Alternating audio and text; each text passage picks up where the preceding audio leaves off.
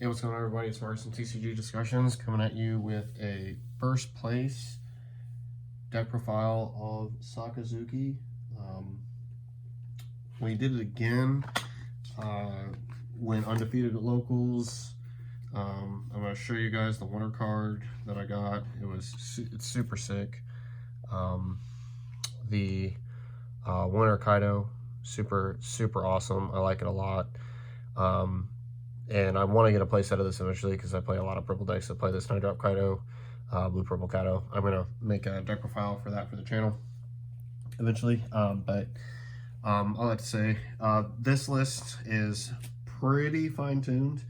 I've been messing around with ratios a lot, just squeaking a few things here and there. The majority of this deck profile is probably going to be a little bit discussion at key points and just like plays that you have to make on cards that are super important. So let's get into it. Leader Sakazuki, we should know what this does by now. It's obviously one of the premier decks at OP05, and you know, it's one of the top decks in the game. The cycle effect and minus effect are just absolutely nuts. So to start off, we play 4 brand new. Definitely need to play 4 of this, especially in the mirror. I played Sakazuki in the finals and won, and he was playing only 3 of this card. And getting to go second and seeing this card, it can just be a huge difference. So it's massive, especially when you get to Hound's Blaze and recur this with Rebecca, which I'm doing sometimes just to maintain advantage, which is super nice. You just gotta play 4 of it. It's just really too important right now, especially until Tsushigi comes out at an OP06. Next we play the 3 Kuzan. Still a super important card. Has a lot of high impact again against yellow. I'm glad I saw him because early round 1 I played against Katakuri, and I cycled with leader effect because I had a card that I could pitch. That was like just good to get rid of. I think it was like a Hina, and then I cycled and played Brenu, and then the top card was Hound's Blaze, and the other 2 were Gum Gum Red Rocks, and I only played 2 specifically to answer Big Mom and other top end cards, and they both immediately went to the trash, which felt super terrible. But I did have Kuzan, so he eventually just menacingly drew me a card and sat on the board until I needed to swing with him, put pressure, and get rid of cards. Super easy to have that -4 there every time. Next, 4 Borsalino. Another card that I think that you have to play 4 of. If you're not playing 4 of this card, I think, again, you're doing something a little bit wrong. I said last time that this card needed to be at 4, but I overvalued this card, I think, in relation to what we cut it for, which I'll talk about that here in a bit. Borsalino is not something that I think I can understate. It's a 4-cost blocker that can be popped. It's got 6k, so it can make 5k, swings bad at you during your opponent's turn. And against yellow, them not being able to thunderbolt it off the board is super important. And that actually came up against Katakuri because I played Sabo before I played the Borsalino. And he has natural protection, but depending on how the turn played out, there isn't a way for I was deciding on how I want to spell my Dawn later, right? So I played the Borsalino instead at the end, and he has his own self protection, so it didn't there wasn't a punish for me playing the Sabo early and not playing the Borsalino right away. But he's just super good. Next, 4 Rablucci. Good old boy. I didn't see him against Katakuri, which is really unfortunate. But I did see him in the mirror, and we just basically kept trying to resolve this as fine-tuned as possible, and then I eventually ended up closing it out with him. So super clutch card. I think you have to play 4 of it. I just don't see why any list would play 3. For Rebecca, and then 2 Mancherry. Yep, you just gotta play both of these. Not a lot to say. Rebecca's broken. Mancherry is a recycle card plus, so for 2 Dawn you get a card back, which is just super impactful. We still play 3 Hina. This ratio is just fine. I don't want to draw her a lot. I want to see her 1 time, and then whenever I see her again, I want it to be at the very beginning of the turn so I can cycle with Sakazuki to get a different card. And anytime I cycle into her, it feels really bad. So yeah, she's still super good though. You want to play 3 of it so you can see like a good amount of her a good amount of time. So yeah, I think it's a good sweet spot. We make concessions for 1 Sabo. Sabo's for the mirror, so they can't just like blow up your board with what is it, Lucci, and we cut a 7-drop Borsalino for this card. This card also helped me filter to some pretty good cards.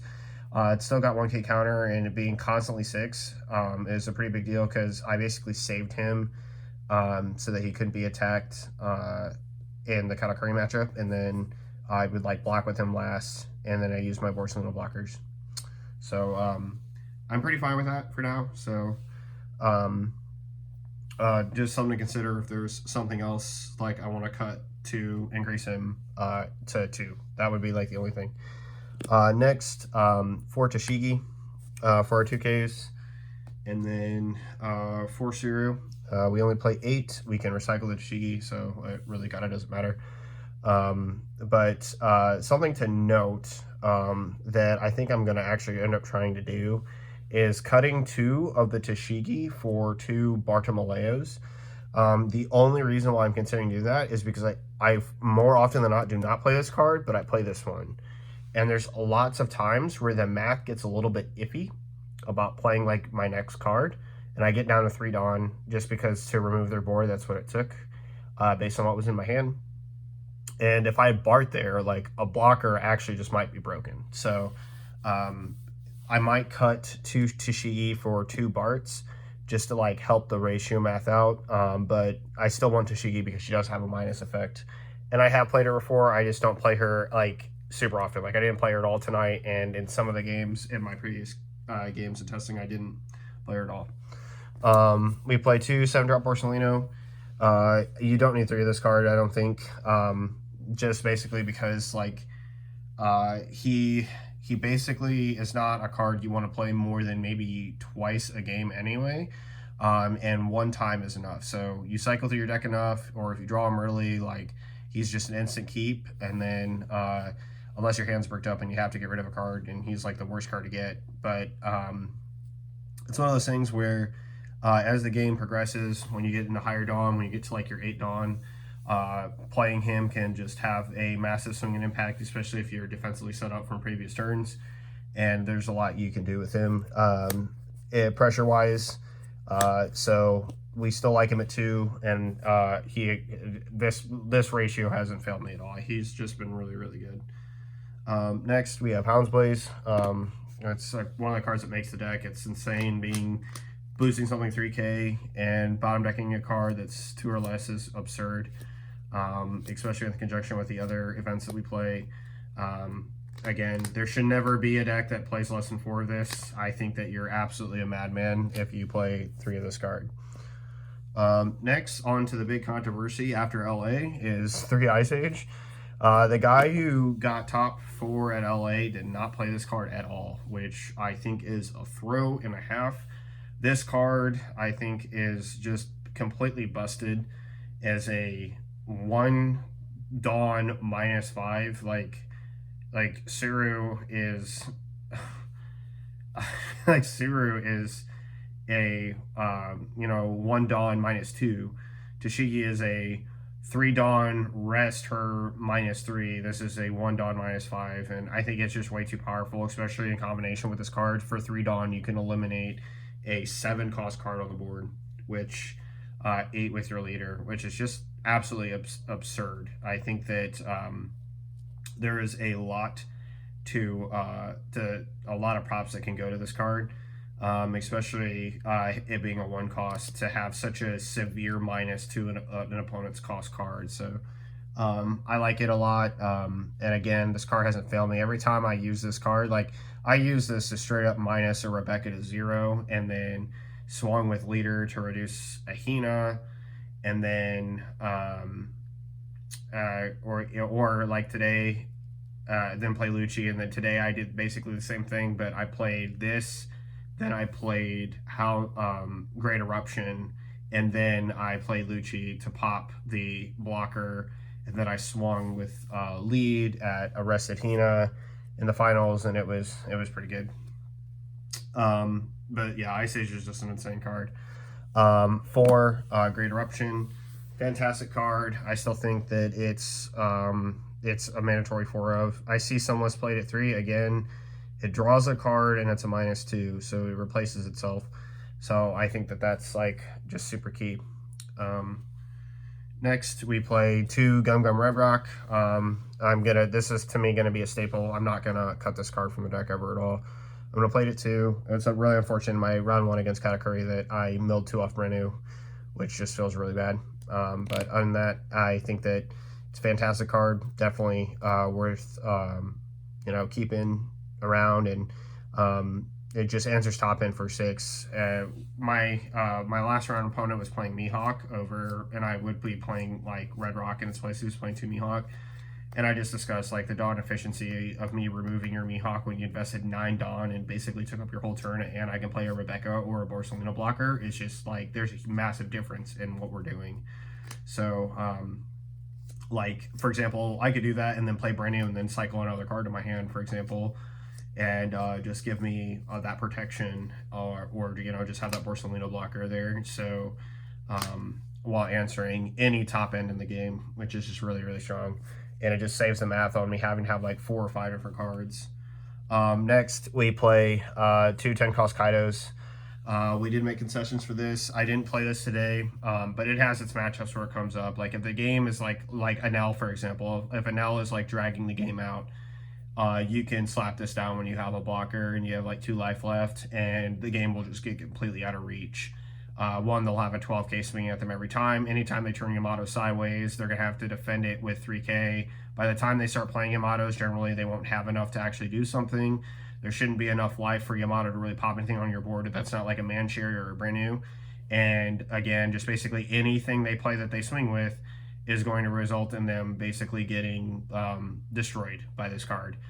Same thing for Whitebeard. This card basically helps alleviate the pressure of consecutive 9 beards. This also applies to red, purple, Luffy. So super fantastic card. And drawing 4 is nuts. I can't say this enough. This is a $5 secret rare. Buy these now. Like, just buy them now. I have already 5 copies of this card because I pulled this in a box. But bottom line is with Kaido, like, this card is way too valuable and offers way too many different decks. Like, if you haven't seen what you can do with like blue purple Kaido with this card, it's absolutely insane. And I can't wait to bring a deck profile to you guys and just talk about the insanity of the plays that you can do. And this card netting you 4 cards and being a 12k beat stick afterwards, it can just break your opponent. And when you don't have a lot of combo power in hand or a lot of like follow-up plays, this card can draw you into them. My friend that I was playing in the finals, so he had a 10-cost Kaido and I had a 10-cost Kaido, and he saw me pitch mine and he thought, yeah, I should probably pitch mine as well. It's not going to be very good. Well, he pitched his Kaido, drew Kaido, which was unfortunate. But had he played his Kaido, he would have drawn Kaido, and the next 3 cards were 2Ks, and I wouldn't have been able to beat him on the follow crackback of his turn. But he also probably would have lost either way, because it would have been, he would have basically sacrificed a turn and allowed me to kind of regain the advantage with the cards that I had in my hand. Like I had a 7-drop Borsalino that I could have played, and I could have just like focused on establishment while slowly pegging at the cards. And I also could have removed the Kaido immediately while playing a Borsalino. I had like 2 Surus in my hand, and a Leader Swing, and a Great Eruption, so I could have just like out of the card. I also think I had an Ice Age as well, which would have been really, really good. But yeah, there's some things that I kind of want to talk about. I kind of want to give like a little bit of guidance about this deck, because I see a lot of people online struggle with this deck a lot. And it's not entirely obvious, I think, in the grand scheme of like play lines as to why. So I kind of want to give like a few guide tips that I like followed that has led me to the success I've had with the deck. So number 1, you do not need to cycle every single turn. for example, if Rob Lucci is not immediately available to you, like because you didn't see like Berdu into a cycle or whatever, if the target that you're trying to cycle out of your hand is a good card, don't get rid of it. And like know which cards you want to see in the matchup, right? Like I was playing against Bella Betty the other day, and my opening hand going second had 3 Hounds plays in it. If you think I'm cycling any of those cards, and the rest of my hand was like good, it was like Brenu, and then Borsellino blocker, and a Great Eruption, right? So if you think in any way any of those cards are getting cycled out of my hand, you're trolling yourself. Like, there's no reason for me to get rid of any of those cards. I see Brenu on curve. I have Hounds plays to boost the Brenu, and it answers their low cost cards, which I'm going to be able to easily reduce both with my leader and the Great Eruption that I already have in my hand. So there's no reason to cycle anything out, right? You just don't need to, because when I play Great Eruption, guess what? It goes to the drop. So if I draw like Hina, for example, like cards that are like auto cycles, like this card can be an auto cycle. This card in the matchup against Bella Betty is an auto cycle.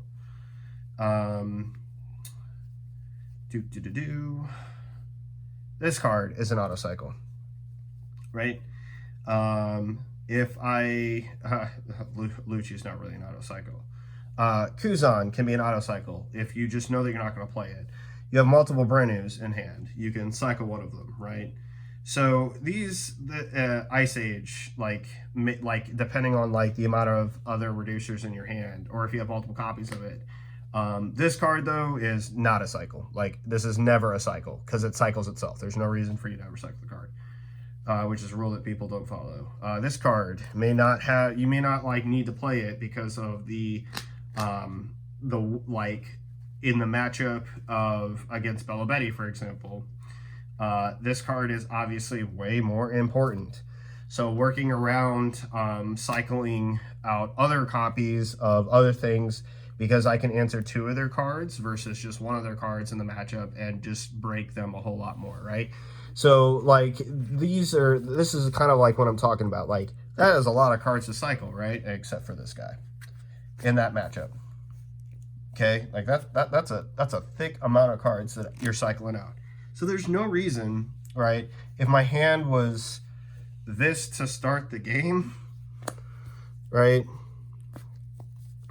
And then like I drew Tashigi for turn. I remember like this, like it was like the back of my hand, right? If this is my first 6 cards, right? Not that. If this is my first 6 cards, there's nothing to cycle, right? Just play Brenu, get whatever you want. If you hit Hina, add Hina, then cycle it, right? Do what you gotta do, right? It's just one of those things like you don't need to cycle the card, right?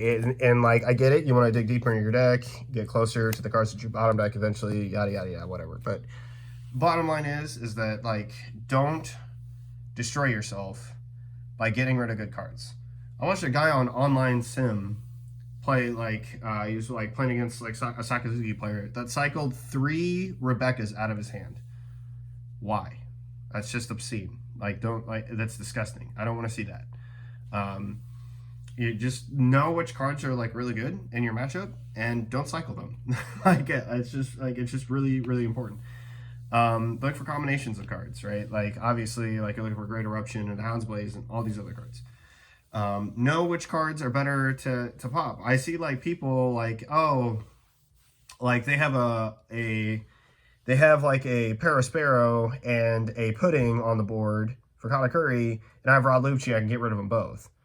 And they have like Rob Lucci and Hound's Blaze. Well, which ones do you think is the best course of action, right? It would be to Hound's Blaze the Paraspero instead of giving them another card, right? Just things like that. Another big thing with the deck is know how much life you can take for each matchup. I've talked about that in my previous deck profile, so if you want some matchup advice, go check that out. And then, yeah, just also take your time, map things out correctly for your removal, and always be trying to craft a hand that can respond instead of a hand that's offensive. Keep your 2Ks Don't just like, don't dump your hand to protect for life. Like, that just doesn't make any sense. That's another huge error I see. Like, if you don't have any 2Ks in your hand for the later game, then you're just going to get blown off the floor. And last piece of advice that I have for the deck, while it is very good, there are bad matchups. Learn to play your matchups. Just know what you need to be doing in the game plan, and realize that if you don't see the game plan like play out in front of you properly, ask yourself questions on whether or not that was something that was in your control or not in your control. Like, some games are just not winnable, right? So, but I'm pretty much I'm undefeated with this list. I have not dropped a game, period. I have not dropped a game in a round since I have constructed this list, and I from the previous list that I showed to this one. So hopefully, if you net deck this, try it out, and take some of my tips, it'll help you. I still don't think this is the best deck in the game. I think that it struggles really hard into Rush Whitebeard a lot. Because you basically have to play the game completely defensively while outing their cards, and it can get pretty rough with the Dawn in the early game. So let me know what you guys think about this deck profile down below. Hopefully you guys enjoyed it, and I will see you guys next time. This is Marcus and TCG Discussions signing off. Laters.